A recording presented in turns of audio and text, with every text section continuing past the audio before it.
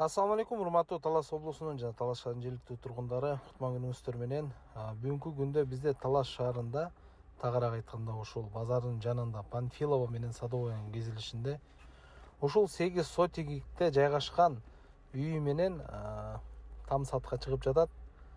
Баасына көңүл бурабыз. Баасын кымбат сурашкан жок, баасы аябай жакшы. Баасы $35.000.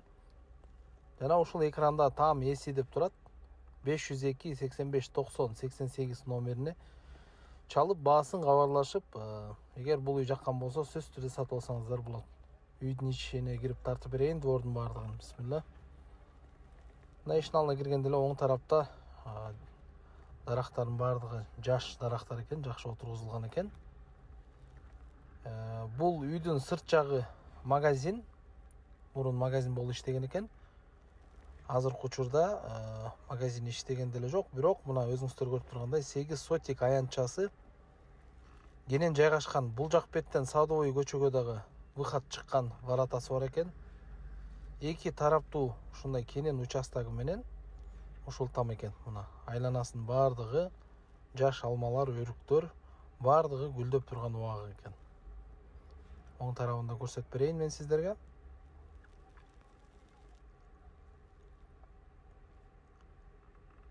Негизи базардын жанына жакын жайгашкан, локациясы жакшы, жерлердин баасы кымбат. Ошондуктан менимче ойлойм, бул жердин баасы аябай эле арзан деп. Бисмилла деп үйдүн ичине киргенде эле бул жерде чакан холл бар, кире бериш. Үстү натяжной тартылган, ошол холлдун эле биягында Аристон, ысык суу, мыстак суу жайгашкан. Жана оң тарабында толук түрдө кафелденген душу менен санузел жайгашкан экен. Мына өзүңүздөр көрүп атасыздар.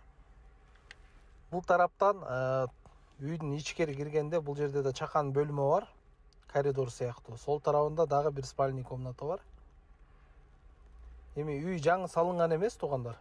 Үйдү жаңы салынган деп ойлобоңуздар, үйдүн салынганына көп эле жыл болгон.